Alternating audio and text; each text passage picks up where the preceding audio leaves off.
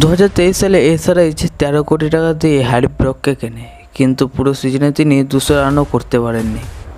কিন্তু এদিকে রিঙ্কু সিং 50 লাখ টাকা দিয়ে 5 বলে 5টা 6 মেরে কলকাতাকে হারা ম্যাচ জিতেছেন। তো আজকের এই ভিডিওতে আইপিএল ইতিহাসের সবথেকে ভালো প্লেয়ারদের দেখব যারা কম দামে বিক্রি হয়েছেন, যাকে বেস্ট বায়ও তোমরা বলতে পারো। তো বেস্ট বায়ের কিছু রুলস আছে যেগুলো আমি তোমাদের বলে দিই। যে প্লেয়ার 1 থেকে 1.5 কোটি টাকার মধ্যে হবে, যেন তিনি ভালো খেলেন, 1 বছর খেলে টিকে একটা বাই করে দিলে হবে না, তাকে 2 থেকে 3 বছর কমসে কম ভালো খেলতে হবে। তো সর্বপ্রথম এই লিস্টে আছে অমিত মিশ্রা, যাকে 2011 সালের ডেকেন চার্জার্স মাত্র 1 কোটি টাকা দিয়ে কিনেছিল। 174 উইকেটের সঙ্গে আইপিএলের হাইয়েস্ট উইকেট টেকারের মধ্যে 4 নম্বরে আছেন।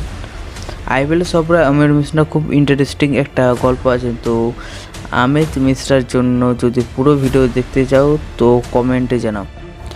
অমিত মিশ্রা তাও কোটিতে গিয়েছিলেন, কিন্তু আমাদের পরবর্তী প্লেয়ার এবং ব্যাটসম্যান তো লাখের প্লেয়ার, আমি কথা বলছি অ্যান্ড্রে রাসেলের, যার জন্য তাকে কেকেআর 7 লাখ টাকা দিয়েছে। রাসেলের ক্রিকেট খেলার স্টাইলই ছিল টি20-র, হাই স্ট্রাইক রেটে খেলা করতো সবসময়, কিন্তু সে 2014 সাল পর্যন্ত কোনো টিমই ভালো খেলা করতে পারেনি, না ক্রিকেটে না তার দেশের জন্য। কিন্তু কেকেআর রাসেলকে এতটাই সাপোর্ট করে যে 2015 এবং 16 সালে আইপিএলের ম্যান অফ দ্য সিরিজ ছিল।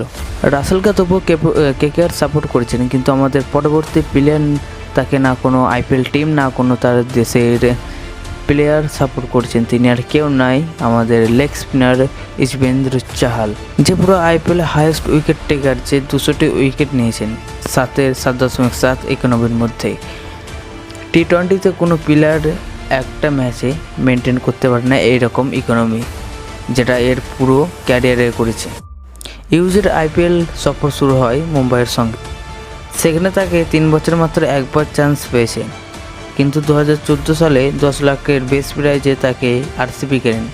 প্রথম বছরে ইউজি আরসিবির জন্য 12টা উইকেট নেন 7 ইকোনমির মধ্যে, আর 2015 এবং 16তে তিনি 20টা করে উইকেট নেন।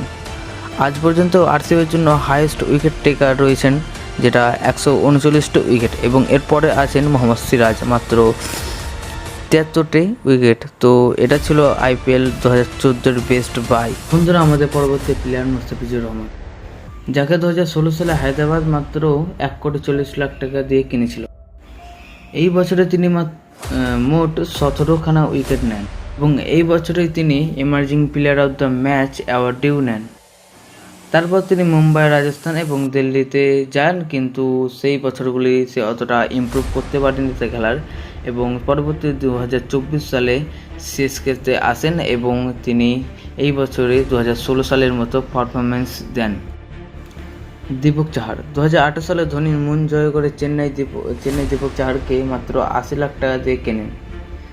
তিনি তার প্রথম আইপিএল সিজনে 10টা উইকেট নেন। 2019 সালে তিনি 22টা উইকেট নেন, এবং তিনি একটা ইউনিক রেকর্ড তৈরি করেন, একটা ম্যাচে সব থেকে ডট বল করেন, যেটা ছিল কেকেআরের বিরুদ্ধে, এবং এরপর থেকে দীপক চাহার রেগুলার বোলার হয়ে যান চেন্নাইয়ের। এটাই ছিল আইপিএলের বেস্ট বাইস। আরও অনেক প্লেয়ার রয়েছেন যাদের জন্য আরও একটা ভিডিও আসবে এই টপিকে, এর সেকেন্ড পার্ট খুব তাড়াতাড়ি। ততক্ষণ আমাদের এই চ্যানেলটাকে সাবস্ক্রাইব করে দাও। ভিডিওটা ভালো লাগলে ভিডিওটাকে লাইক করো, কমেন্ট করো আর শেয়ার করো। আর ভিডিওটা এতটা শেয়ার করো যাতে শেয়ারের অপশানটাই বন্ধ হয়ে যায়।